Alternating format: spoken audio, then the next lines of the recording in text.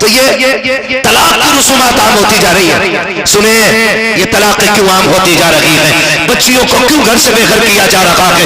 मेरी बहन बेटियां भी बैठी हुई है। तुम्हें खुदा का वास्ता दे के कहता हूँ, कभी शोहर के सामने जबान दराजी न कीजिएगा, अपने शोहर के साथ गलत रवैये से पेश न आइएगा।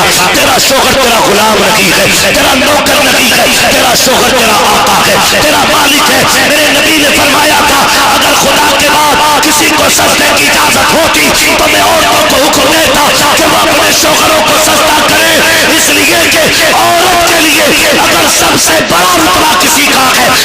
हुजूर का दीन इतना लावारिस नहीं है कि कोई भी निकल के कह सके जी ये दीन की ड्रेस है। मुंह उठा के मत चल दिया करो, ऐसे चला करो कि तुम्हारी टोपी देख के बंदा पहचान ले ये किसी जुए के अड्डे पे नहीं, हुजूर के जिक्र की महफिल की तरफ जा रहा होगा।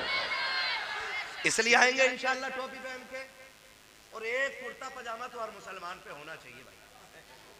हैगा तो पहना क्यों नहीं जलसे में? नाराज ना होइएगा, ये जरूरी बात है। अगले जलसे में जब मैं आऊंगा ना तो इंशाअल्लाह हर बदन पे कुर्ता पजामा नजर आएगा इंशाअल्लाह। अब तो चच्चे लोग भी पैंट शर्ट में आते हैं। चच्चे लोग ऐसे कट मार रहा, जेब पे 3 सिलाई है। हाँ, चच्चे लोग। तो भाई जब सबकी अपनी ड्रेस है ना तो हुजूर के दीन की भी अपनी ड्रेस होनी चाहिए। पहनेंगे इंशाअल्लाह, टोपी लगाएंगे इंशाअल्लाह। हाँ जी, 1800 का जूता खरीदते हो, 18 रुपए की टोपी ले लिया करो। और मैं एक नौजवान से कहना चाहूंगा कि लोग कोशिश कर रहे हैं कि हुजूर के इश्क पे पाबंदी लगाएं। हुजूर के इश्क पे पाबंदी लगाएं, तो ये पाबंदी ना कभी लगी है और ना कभी जोर से बोलो, ना कभी लगेगी। भाई मोबाइल पे तो रात दिन देखा, आज फेस टू फेस सुन लो।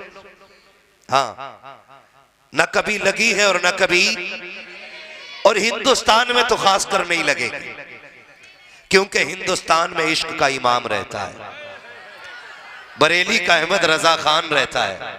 और उस इमाम ने कहा था, ऐ इश्क तेरे सदके जलने से छुटे सस्ते, जो आग बुझा देगी वो आग लगाई है, जो आग बुझा देगी वो आग लगाई है। और हुजूर के दीवानों से कहना चाहूंगा, दिल थोड़ा ना करना, दिल थोड़ा ना करना। ये जो नफरती चिंटू है ना, कोई कटुआ कहता है, कोई मुल्ला कहता है, कोई मुल्ली कहता है, टेंशन ना लेना, हमें अपनी पावर पे फख्र है कि हम कम तादाद में होने के बावजूद भी ऐसा दबदबा रखते हैं कि लोग कसरत में होकर भी हमारे नाम से डरा करते हैं। आपको घबराने की जरूरत नहीं है। कोई कुछ भी कहे, कोई कुछ भी कहे, हम टेंशन ना लेंगे। ठीक है जी, हम हुजूर के उम्मती हैं। किसके उम्मती हैं? हमें लावारिस ना समझना। हमारा नबी वो है जो उंगली उठा दे तो जुबा सूरज निकाल देता है। हमें हल्के में मत लेना। हमारा महबूब वो है जो इशारा कर दे तो चांद के 2 टुकड़े कर देता है। हम उससे प्यार करते हैं जो इशारा कर दे तो पत्थर बोलने लग जाते हैं। हाँ जी, लेकिन टेंशन एक बात की है, जश्न ईद मिलादुन नबी है ना, आमद मुस्तफा, क्या आमद मुस्तफा कॉन्फ्रेंस है, लेकिन बताओ बाहर वालों से लड़ें कि अंदर वालों से?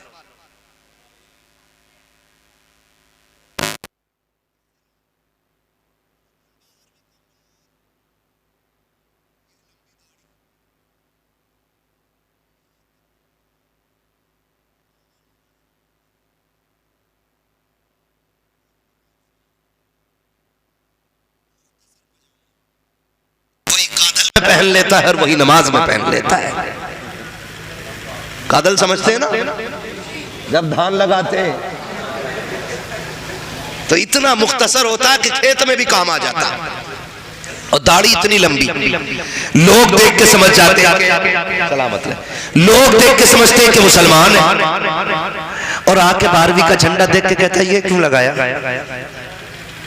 ये क्यों लगाया। तो नौजवान कहता है कि हुजूर की आमद, 2 नंबर वाले हुजूर की आमद का है। कहते हैं इसकी क्या जरूरत थी। क्यों भाई। कहा कि इसकी कोई जरूरत नहीं थी। हम कहते हैं इसकी जरूरत थी या नहीं थी, लेकिन तेरी कोई जरूरत नहीं थी। है?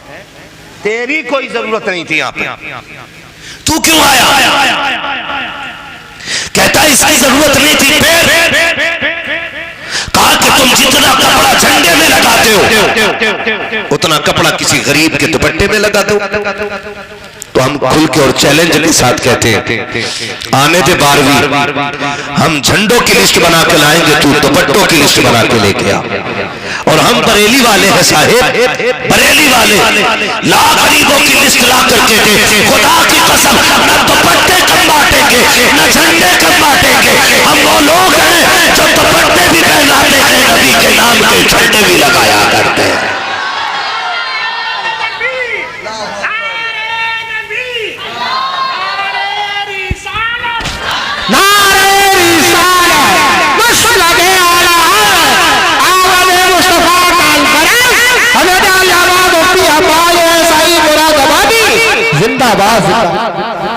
शुक्र है अल्लाह ने हमें सुन्नी बरेलवी बनाया है, वरना हम भी शिर्क और बिदअत की कहीं ना कहीं तस्बीह पढ़ रहे होते। हाँ तस्बीह। और आपसे एक बात को बुरा ना मानना, नारे डट के लगा लेते हैं हम, है ना। मसला के आला जिंदाबाद भी उछल के कह लेते हैं, लेकिन मौका लग जाए तो दावत भी खा लेते हैं वहाबियों में, रिश्तेदारी भी कर लेते हैं। एक तो ये कह रहा है मौलाना क्या हो गया, ली तो है लोडिया, दी थोड़ी है, हम तो लिए है उनकी। सुन मेरे लाल मेरे गुड्डू, सुन बेहुदे, देने में एक जाती है, लाने में पूरा परिवार चला जाता है। तो एक उसूल रहना चाहिए, जो नबी का नहीं वो हमारा, जोर से जो नबी का नहीं वो हमारा। देखो बोल कौन नहीं रहा, लगता रिश्तेदार है, खाला या मामू। जो नबी का नहीं वो हमारा, जो नबी का नहीं वो हमारा, हमारा वही होगा जो हमारे, सलामत रहो जो हमारे। क्या बात है मेरे लाल, इतना अच्छा आप बोल रहे हो, आज फजर तक तकरीर करूंगा। आपकी मोहब्बतों पे कुर्बान जाऊं, 3 साल से ना बड़ी कोशिश थी, है ना, 3 साल से कोशिश थी, चाहे 1 कप पिए भी, कम से कम 3 कप और चाहिए तकरीर के बाद ना। कोई मसला नहीं है, किसान लोग हैं हम सारे लोग, यहाँ तो चाय की कमी नहीं है। लेकिन मैं आपसे बस इतना कहना चाहूंगा कि कुछ पसीना अपना भी बहना है। शुक्र है कि हम आला हजरत वाले लोग हैं। वहाबी की न लड़की लेनी है और न लड़की, पक्का है ना। मैंने एक जगह तकरीर की और मैंने कहा कि कुत्ता बर्तन में मुंह डाल दे धो लो पाक हो जाता है, वहाबी मुंह डाल दे कितने ही धो लो पाक नहीं होता है। तो एक चचुंदर का फोन आया, कहने लगा ये किस किताब में लिखा है। मैंने कहा ये किताब इश्क में लिखा हुआ है। बोले ये कौन सी किताब है। मैंने कहा वही 1000 बार बशोयम दहन से मुझको गुलाब हुनूज नामे तो गुफ्तन कमाले बेअदरीज। जितना हम हुजूर से इश्क करते हैं उतना ही उनके दुश्मन से हम नफरत करते हैं,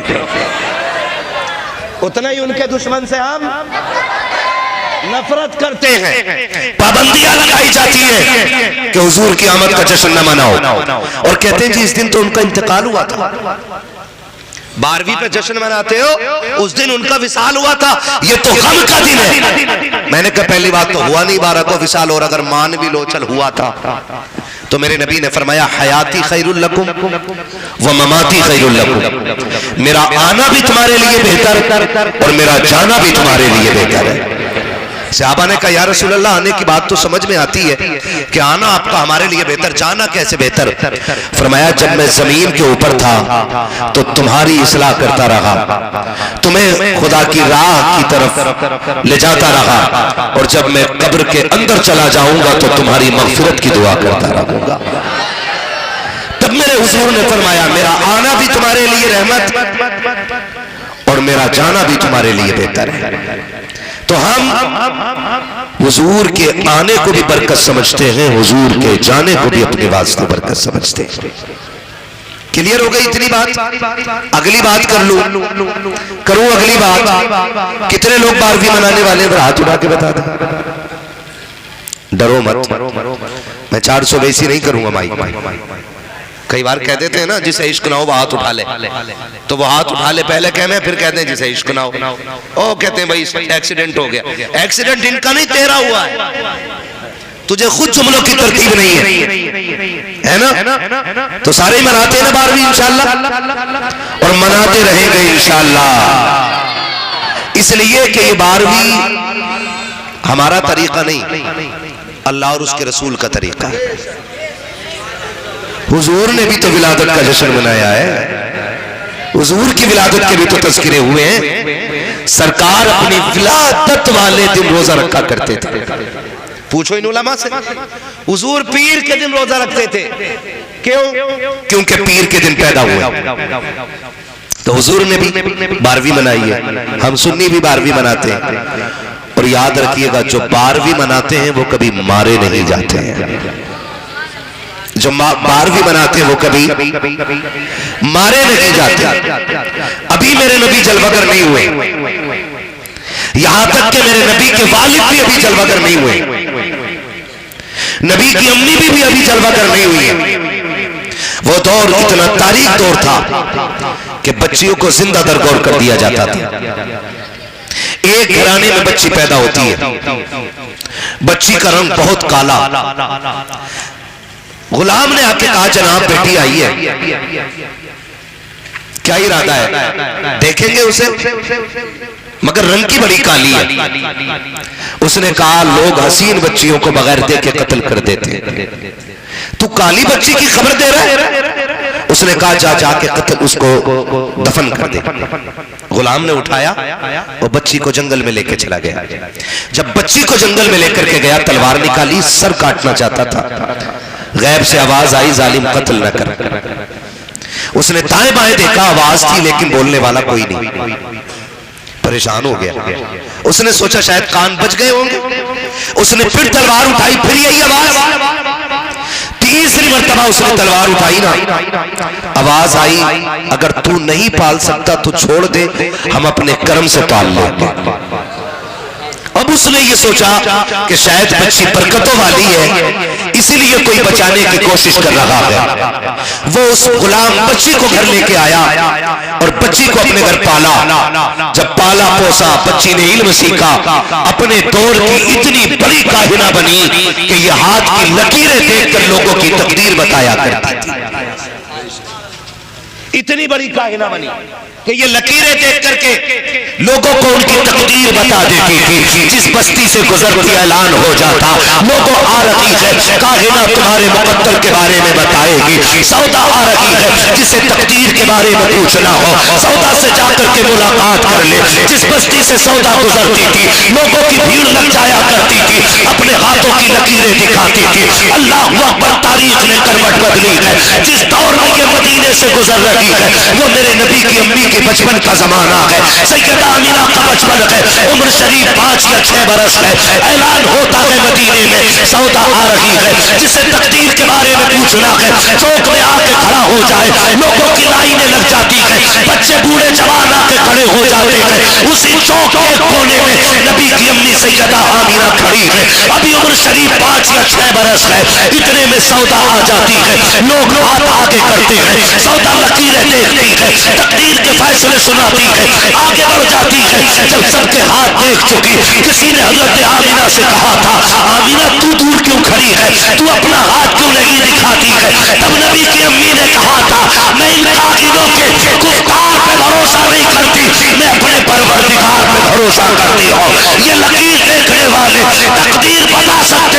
लेकिन बना नहीं सकते हैं। कहा इसको बताने की जरूरत नहीं है। उसने कलाई पकड़ी और लेकर के आई काहिना के पास। कहा सुन, तूने सबकी लकीरें देखी है, इस बच्ची के मुकद्दर में क्या है, जरा ये तो बता दे। जैसी काहिना ने सैयदा आमिना का हाथ देखा है, माथे पे पसीना आ जाता है। कभी सैयदा का चेहरा देखती है, कभी आसमान देखती है, कभी चेहरा देखती है, कभी आसमान देखती है। लोगों ने कहा था काहिना बता तो सही, आखिर इसकी तकदीर में क्या है जो तू बता नहीं रही है। तो उसने कहा था जैसी लकीरें इसकी है, आज तक कायनात में मैंने किसी की लकीरें नहीं देखी। कहा कहना क्या चाहती है? उसने कहा था इसकी लकीरें बता रही है, या तो ये नबियों का इमाम बनेगी या इमाम की मां बन के दुनिया में आ जाए।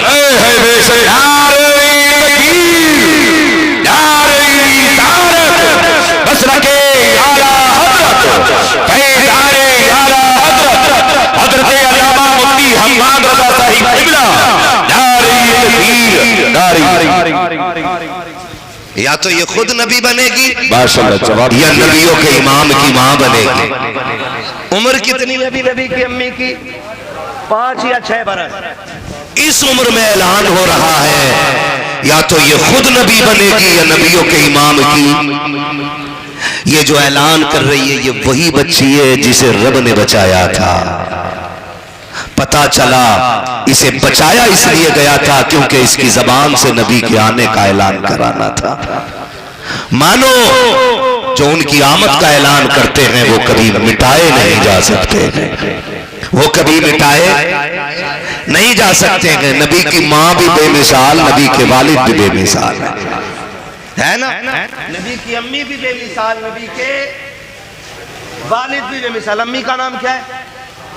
सुभान अल्लाह, कितने अच्छे नौजवान हैं, अल्लाह सलामत रखे। ऐसे आलिमों की सरपरस्ती में परवान चढ़ने वाली नस्ल को ऐसा ही होना चाहिए।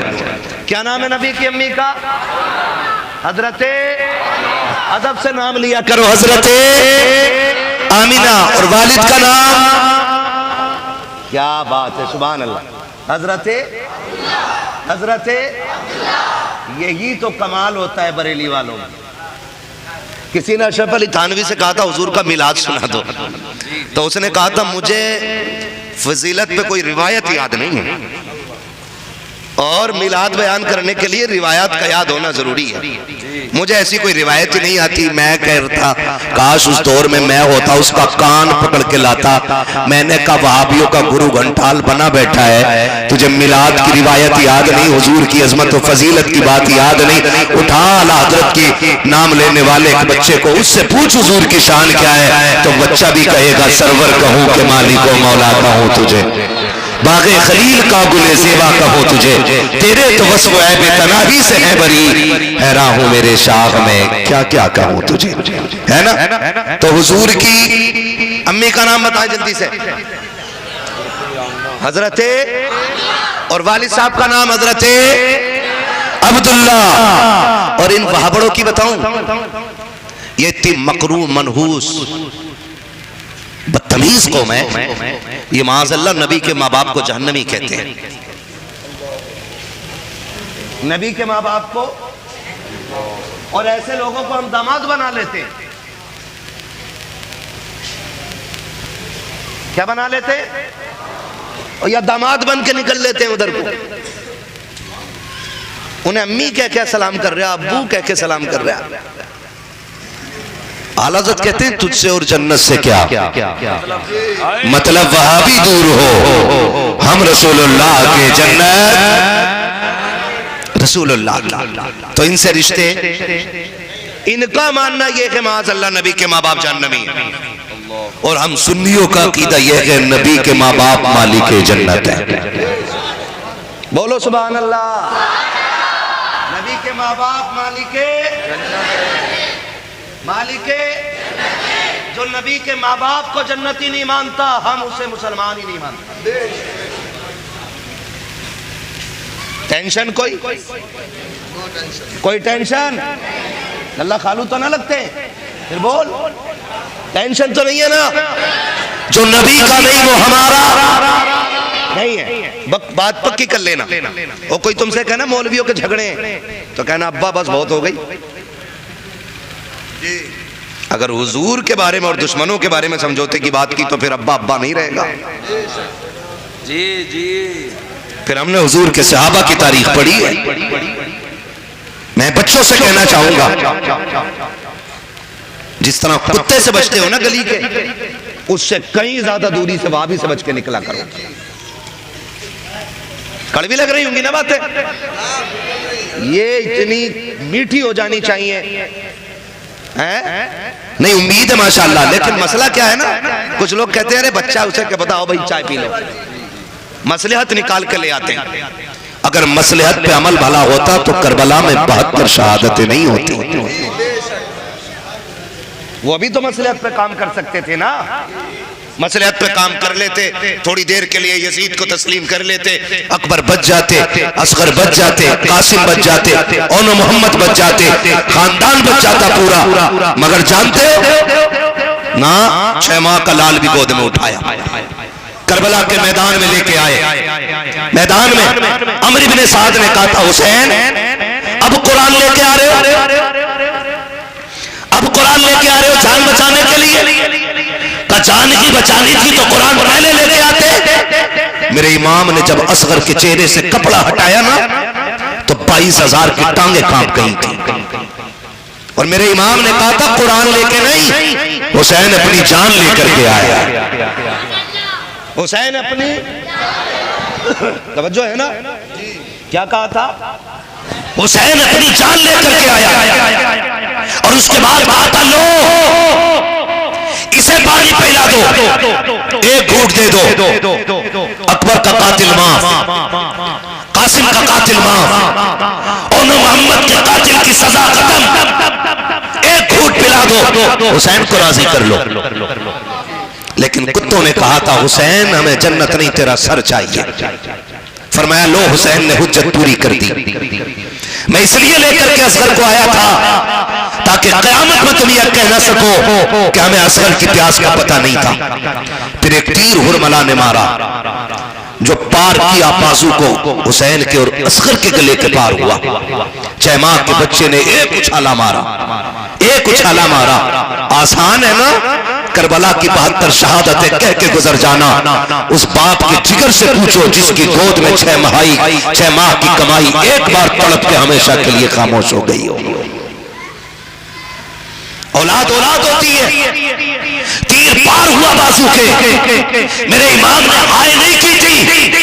6 माह के असगर को जमीन पर लटाया, रुख किया मदीने की तरफ और दामन झाड़ के कहा था, नाना आपने हुसैन के लिए एक दिया था, हुसैन आपके दीन के लिए कुल कायनात लुटा के जा रहा है। आज मसलियत की बात करते हैं लोग, आज समझौतों की बात करते हैं लोग। हमारे समझौते का एक ही सूल है कि मोहम्मद से वफा तूने तो हम तेरे हैं। ये जहां चीज है क्या लो, जोर से लोगो, कलम तेरे है। थोड़ी देर में हजरत आने वाले, थके तो नहीं है ना अभी? नहीं थके ना? तो जितना इश्क उतनी जोर से बोले या रसूल अल्लाह। हाँ, इतने लोगों में अगर बीच में कोई उठ के चला जाए तो टेंशन ना लिया करो, उसे जरूरत पेश आ सकती है। कहीं ऐसा ना हो जरूरत यही पूरी हो जाए, फिर वो किसी की जरूरत के लायक जगह ना रहे। तवज्जो है सारे लोगों, तो मसलियात नहीं, जो नबी का नहीं वो हमारा। बताओ हौज़े कौसर के जाम कौन देगा? मालिक जन्नत कौन है? अरे हुजूर है ना यार, इसमें क्या मसला है? मालिक जन्नत कौन है? हुजूर। हौज़े कौसर के मालिक कौन? हुजूर है ना। तो हौज़े कौसर के जाम हुजूर देंगे। हमने पी हो वहां भी की चाय और वहां जीभ लपलपाते हुए पहुंच जाओ, हम भी चाहिए जब हमें भी चाहिए कौसर। ये मोटा कोड़ा लेके खड़े होंगे हजरत अली, ऐसा मारेंगे ना कि पूरी जिंदगी का मजा एक कोड़े में खत्म हो जाएगा। जाम हौज़े कौसर के पीने और चाय वहाबी की पी रहा। खालू वहाबी को कह रहा जन्नत हुजूर से लेगा, मामू वहाबी को कह रहा जन्नत जन्नत, चचा वहाबी को कह रहा है जन्नत। तो भाई जिसकी जन्नत रिश्ता उसी से रिश्ता बोलो जरा, रिश्ता जिसकी जन्नत है, रिश्ता उसी से रख। वहाबी से मुसाफा और हुजूर का दामन नहीं छोड़ेंगे। और पकड़ा हुआ उधर भी है, ससुराल का दामन नहीं छोड़ेंगे, हुजूर का दामन नहीं छोड़े। ले भाई, दो रंगी छोड़ दे एक रंग हो जा, सरासर मोम हो जा या सरासर संग हो जा। ठीक है ना? हम नबी को ऐसे मानते हैं जैसे मानने का हक है। बोलो सुभान अल्लाह। ऐसे ही मानते हैं ना। इन्होंने कहा माज़अल्लाह नबी के माँ बाप जहन्नमी है, और सुन नबी की अम्मी कहती हैं कि मेरा निकाह हुआ अब्दुल्ला से, रुखसत होकर हज़रत अब्दुल्ला के घर आई। सुनो भाई, तलाकों का भी रिवाज आम हो गया है। नमक तेज तो तलाक, मिर्च तेज तो तलाक, रोटी कच्ची तो तलाक, टाइम पे खाना नहीं तो और कह रहे यार हल्के में ले रही थी, हल्के में ले रही थी, गुस्सा ठंडा कर दिया। और बाद में कह रहे इमाम साहब, मुफ्ती साहब, नफीस साहब, कोई तरीका निकाल दो। क्या तलाके दिए? तो कह रहा 2.5। अब इससे पूछ 2.5 कौन सी हो? और देखो पूरे झगड़े में अम्मा हाथ नहीं रखती मुंह पे, पूरी लड़ाई में बहन मुंह पे हाथ नहीं रखती। कह रहा 2 बार तलाक, मैंने कहा था 2 बार, मैंने कहा था तुझे तलाक, तुझे तलाक, और इतनी कही थी अम्मा ने हाथ रख लिया। कैसे टाइम पे अम्मा ने हाथ रखा है मुंह पे, है ना? तो ये तलाक की रसूमात आम होती जा रही है। सुने, ये तलाक क्यों आम होती जा रही है? बच्चियों को क्यों घर से बेघर किया जा रहा है? मेरी बहन बेटियां भी बैठी हुई है। तुम्हें खुदा का वास्ता दे के कहता हो, कभी शोहर के सामने ज़बान दराजी न कीजिएगा, अपने शोहर के साथ गलत रवैये से पेश न आइएगा। तेरा शोहर तेरा गुलाम नहीं है, तेरा नौकर नहीं है, तेरा शोहर तेरा आका है, तेरा मालिक है। मेरे नबी ने फरमाया था, अगर खुदा के बाद किसी को सजदे की इजाजत होती तो मैं औरतों को हुक्म देता कि वो अपने शौहरों को सजदा करें, इसलिए कि औरत के लिए अगर सबसे बड़ा रुतबा किसी का है तो खुदा के बाद उसके शौहर का रुतबा बनाया गया है।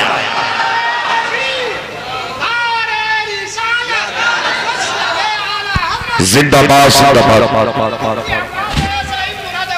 जिंदाबाद या अली। मियां बीवी का झगड़ा ही समझ में आया। बहुत अच्छा भाई, नहीं मैं अपना ही बच्चा है ना, खुदा सलामत रखे। तो बेटियों से कहूंगा, तलाक जो होती है ना, कभी फाके की वजह से नहीं होती। याद रखिएगा, तलाक जो होती है कभी फाके की वजह से नहीं होती। तलाक जब भी होती है जबान दराजी की वजह से होती है। ये क्या ग्राम की होती है? कितने ग्राम की होती है ये? मगर इसका रोल इतना जिंदगी में, यही जन्नती बना देती है और यही जहन्नमी बना देती है। आपसे मेरी गुजारिश है, हजरत अब्दुल्ला, हजरत आमीना कहती है मैं रुखसत होकर घर आई हजरत अब्दुल्ला के, आमने सामने बैठे दोनों मियां बीवी, इधर हजरत आमीना, उधर हजरत अब्दुल्ला। आमीना वो है कि जिनकी अजमत का मदीने में जवाब कोई नहीं था, और अब्दुल्ला वो है जिनकी शराफत का मक्के में जवाब कोई नहीं था। दोनों इतने शरीफ हैं और आमने सामने बैठे। हजरत अब्दुल्ला कहते हैं आमीना मैं बड़ा नसीब वाला हूं। कहा क्यों? कि मुझे तेरे जैसी खूबसूरत और खूबसीरत बीवी मिल गई। अब हजरत आमीना क्या कहती हैं? ना अब्दुल्ला, नसीबा तुम्हारा बुलंद नहीं मेरा बुलंद है। कहा क्यों? कि मेरे हिस्से में खुदा ने तुम्हारे जैसा शोहर लिख दिया है। आज अपने घर में ये बातें होती हैं, अल्लाह करे पहले बैठे ही ना, और बैठ गई तो पता क्या कहती है? कहती जब से आई हूं ना, नहारे फूट गए, नसीब फूट गया नसीब। उधर को मुड़ के ना देखो वरना घर में खैरियत नहीं है। मेरी तरफ देख के सुन लो। कह रही जब से आई हूं ना नसीब ही फूट गया। तो वो मखेड़ा जिसकी मोहल्ले में कोई औकात नहीं, वो कहने अगर पहले से मुझे पता चल जाता ना तू ऐसी है तो मैं तुझसे निकाह करता ही नहीं, रड़ुआ रह जाता बेटे। एहसान मान बेटी के बाप का, जिसने तुझे बेटी दे दी, घरों में बैठ के ये बातें होती है तो तलाकें हुआ करती है, तो तलाकें हुआ कह रहा मौलाना कुछ नहीं, अपने बर्बाद हूं। तो भाई मौलाना को रोके क्यों दिखा रहे यार? कह रहा कुछ तो कर दो। मन के मौलाना से क्या करवा रहा, मौलाना खुद मुसीबत में। ये कंडीशन है हमारी। अगर घर अच्छे करने तो रवैये अच्छे करो, और ये दो तोले की जबान जो है ना, इसे अच्छा कर लो। मैं बेटियां बैठी है, मेरी बहनें बैठी हैं, आज बेटी हो बहन हो, कल किसी घर की बहू बनोगी। इतनी अच्छी जबान लेके जाना कि वहां अगर तेरे तरफ चारों तरफ कांटे भी होना तो तेरी जबान सारे कांटों को फूलों में बदल डाले। और ये जितने शादीशुदा लोग बैठे ना, इनसे एक बात कहूंगा, घर जाके मेरी बात बीवी को ना सुनाना, बेटी को सुनाना। जी जी जी। सारी नसीहत बीवी के लिए और सारी आजादी बेटी के लिए। इसीलिए मुआशरा सुधर नहीं रहा है। गारंटी के साथ कहता हूं, हर घर की बेटी अच्छी हो जाए ना तो फिर किसी के घर की बहू खराब नहीं हो सकती है। बेटियों को अच्छा करो, इनकी तरबियत मजबूत करो, इनकी तालीम अच्छी करो, इन्हें बताओ कि तुम्हारी दुनिया और आखिरत तुम्हारे शोहर की रजा में रखी गई है, तुम्हारी शोहर की रजा में रखी गई है। अभी तो माह का अरसा गुजरा है। हजरत अब्दुल्ला कहते हैं, आमिना काजी मेरे सरताज, कल सुबह अब हमारे घर में मेहमान की आमद होने वाली है। मैं ये चाहता हूँ कि हमारे बच्चे के आने से पहले उसकी खुशियों के सारे सामान होने चाहिए, उसके आने से पहले सारी सहूलतें होनी चाहिए। मैं ये चाहता हूँ हमारा बेटा मुफलिसी की जिंदगी ना गुजारे। इजाजत हो तो मैं परदेश जाना चाहता हूँ। हजरत आमिना की आंख में आंसू आए। आपने रोके कहा था, मेरे सरताज अभी चंद दिन बहारों के देखे हैं, अभी जी भर के बातें भी नहीं की है, इतनी जल्दी जुदाई की बातें कर रहे हो, परदेश जाने का मौसम भी आ गया है। तब हजरत अब्दुल्लाह ने कहा था, आमिना परेशान ना हो, चंद दिन की बात है, परदेश से वापस आ जाऊंगा, फिर तेरे हाथ की पकी रोटी खाऊंगा।